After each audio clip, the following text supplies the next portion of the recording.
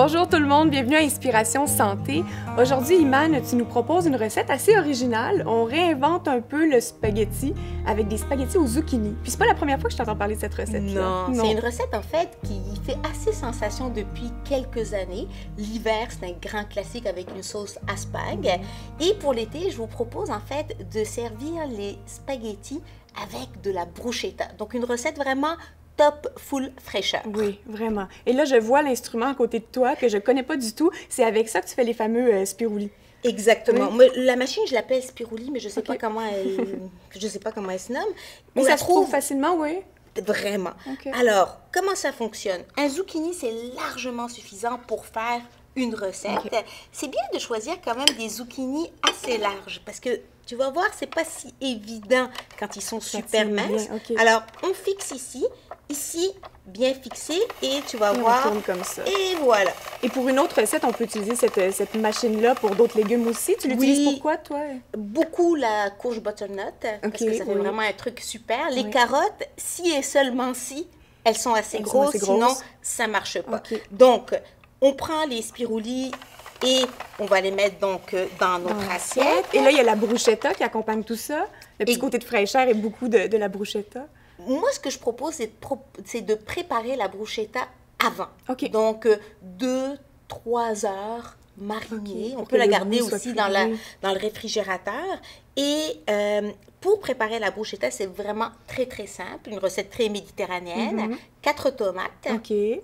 Un demi-oignon émincé très mince. Mettez moins d'oignon aussi si vous aimez moins l'oignon. Une gousse d'ail maximum.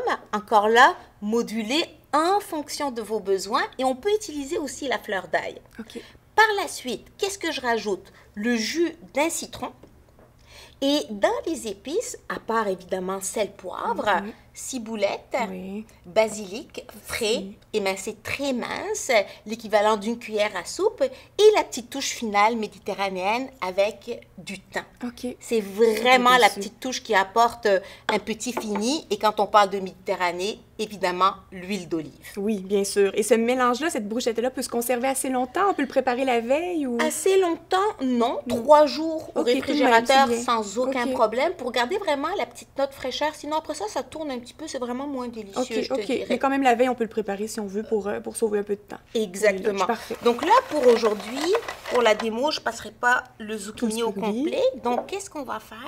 Hop, on peut servir ça dans une assiette et dépendamment, en fait, comme là, par exemple, ça serait une entrée. Mais on peut transformer ça aussi en repas. On peut mettre vraiment, ça c'est un demi-zucchini, mais on aurait pu mettre le double. Tout simplement, Voilà. Et par la suite, hop, on rajoute la petite bruschetta sur le dessus. Et tiens, par la suite... C'est beau déjà. C'est beau, hein, pour le côté visuel. Et toi, tu vois, Priscilla, là, j'ai peut-être été un petit peu moins délicate, mais à la limite, allez-y intuitivement. Si ça ne marche pas, mettez-en un petit peu partout, là. Et ça va être aussi très joli. Et toi, Priscilla, tu pourrais rajouter la ciboulette et le basilic ici, dessus. Parfait. Et tu vas voir, après ça, comment on va ajuster notre repas. Donc là, on est en mode salade, en mode fraîcheur. Oui, on aime ça déjà. C'est très beau déjà, oui. Graines de chanvre, très riche en oméga 3, plus protéines, un petit peu de protéines, l'équivalent de 3 à 4 grammes par portion, 2 cuillères à soupe. Hop, je peux rajouter ça comme ça. Et c'est bon, ça, c'est tout nouveau pour moi. J'ai connu le produit il y a quelques mois, puis je trouve que le petit goût un peu d'amande presque, ou de noix, ça donne un goût intéressant. Exact, il y a un petit côté beurre aussi. Beurre aussi, très onctueux. Et là, si vous voulez rester dans le côté végétarien, on peut prendre des noix. Là, j'aime beaucoup les noix de Brésil pour vous faire découvrir. Très riche en magnésium, en zinc, 4 grammes de protéines pour un quart de tasse. Et moi, ce que je vous propose, c'est vraiment, vous pouvez les laisser évidemment entières, mais on peut aussi les passer dans comment on appelle ça, un mélangeur pour noix. Oui. Comme ça, tu sais, ça donne un petit croquant. OK. Et sinon, on peut ajouter des crevettes marinées. Okay. Alors, Mariner, si l'huile d'olive, voilà, jus de citron. On garde les mêmes teintes, évidemment, les mêmes parfums, avec ciboulette et basilic. L'huile d'olive, on fait mariner aussi les crevettes 1 heure ou 2 avant. Et hop, là, on a vraiment un repas complet. Alors, c'est comme notre base et après, on peut s'amuser selon ce qu'on a dans le frigo aussi. Il faut s'amuser, c'est ce qu'on veut. C'est super important. Ça a pris combien de temps de préparer ça? Quelques minutes, oui. Vraiment.